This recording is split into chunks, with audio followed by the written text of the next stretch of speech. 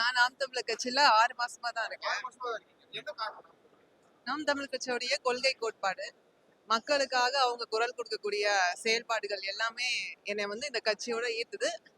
அதுக்கு மேல என்னுடைய ஹஸ்பண்ட் வந்துட்டு கிட்டத்தட்ட ஒரு 7 வருஷமா இந்த கட்சியோடைய அவங்களும் இல்ல கட்சியோடைய கொள்கை கோட்பாடெல்லாம் பிடிச்சு எனக்கு தொடர்ந்து சொல்லிக்கிட்டே இருந்தாங்க. கட்சியோடைய செயல்பாடுகளை குறித்து சொல்லிட்டே இருந்தாங்க. அதன் பேர்ல நான் வந்து ஈர்ப்பாகி நான் வந்து இந்த காலத்துல நம்மளால என்ன செய்ய முடியும் அப்படின்றத யோசிச்சு நான் இந்த மாதிரி ஆன்லைன்ல சிறப்பா பண்றீங்கம்மா, நல்லா பண்ணுங்கன்னு சொன்னாங்க. இப்ப கூட இந்த தேர்தலுக்கு வேட்பாளரா நிக்கிறதுக்கு கேட்டிருக்காங்க. இப்ப இருக்கிற சூழ்நிலையால முடியலன்னா நான் வந்து பரப்புரை தேர்தல் பரப்புரைக்கு நான் வந்து பிரச்சாரம் பண்ண வந்து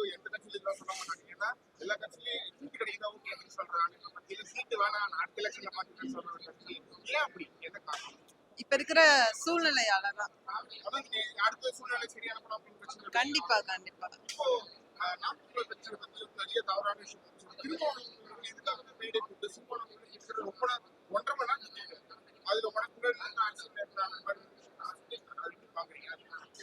அண்ணன் திருமாவளவன் அண்ணா வந்து அண்ணன் சீமான் அவர்களுக்கு முன்னாடியே கட்சி தொடங்கி பேசிட்டு இருந்தவங்க தான். அண்ணன் சீமான் அவர்கள் திருமாவளவன் அண்ணா கிட்ட இருந்துதான் என்ன சொல்றது, அவங்க மேடைகள்ல பேசி அரசியல தெரிஞ்சுக்கிட்டு அதுக்கப்புறம் தான் அண்ணன் வந்துட்டு ஒரு கட்சி ஆரம்பிக்கிறாங்க. சொல்றதுல தப்பு இல்ல. என்ன சொல்றது, அண்ணன் திருமாவளவன் அவர்களுடைய பார்வை என்றும் அண்ணன் சீமான் அவர்களுக்கு அண்ணன் திருமாவளவன் அண்ணன் தான்.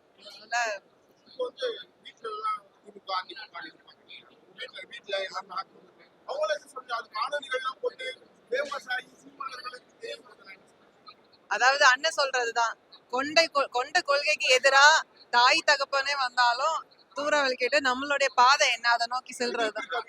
கண்டிப்பா இருக்கு. நீ இப்ப அப்பா எடுத்துக்கிட்டீங்க, அப்பா வந்து பாஜக, அம்மா வந்துட்டு அதிமுக. சோ 2 பேருமே கூட்டணி கட்சியில தான் இருக்காங்க. ஆனா நான் வந்துட்டு நாம் தமிழர் கட்சி இதை பத்தி நான் பேசியிருக்கேன். ஆனா அவங்க ஒரு நாளும் அதை ஏத்துக்கிட்டது இல்ல, செவி சாய்ச்சது இல்ல. ஆனா அவங்க செவி சாய்க்கலன்றதுக்காக நான் அதை விட்டு கொடுக்கவும் முடியாது. என்னால இப்ப எப்படி அண்ணன் சீமான் அவர்கள் தொடர்ந்து கொள்கை கோட்பாடுகளை பேசி எப்படியாவது ஒரு பாயிண்ட்ல வந்து திருந்துவாங்கன்னு நினைக்கிறாங்களோ, அதே தான் நானும் என்னுடைய பாயிண்ட்ல இருந்து என்னால முடிஞ்ச அளவுக்கு மக்களுக்கு நம்மளுடைய கொள்கை கோட்பாடை செலுத்துறேன். தொடர்ந்து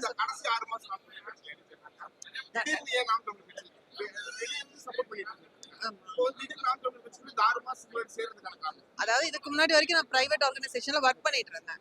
அப்ப என்னால அங்க ரெஸ்ட்ரிக்ஷன் இருந்தது, யூடியூப் சேனல் அது மாதிரிலாம் ஆரம்பிக்க கூடாது. ஒன்ஸ் நான் ஜாப் விட்டுட்டு அதுக்கப்புறம் ஆன்லைன்ல கிளாஸஸ் ஆரம்பிக்கலாம் தான் இருந்தேன். ஆனா நான் வந்து இப்போ ஆக்சுவலா நான் நீட் கோச்சிங்ல இருந்தேன். இப்ப நான் வந்து சொல்லி கொடுத்தேன்னா ஒரு 100 பிள்ளைங்களுக்கு சொல்லி கொடுக்கலாம். அதுவே அண்ணனுடைய அரசியல் வந்ததுன்னா 1000 பிள்ளைங்க டாக்டர் ஆவாங்க. அப்ப நான் எதை தேர்ந்தெடுக்கணும் அப்படின்னு முடிவெடுத்து நான் யூடியூப் சேனலை அப்படியே அரசியல் களமா மாத்திட்டேன். ஆமா.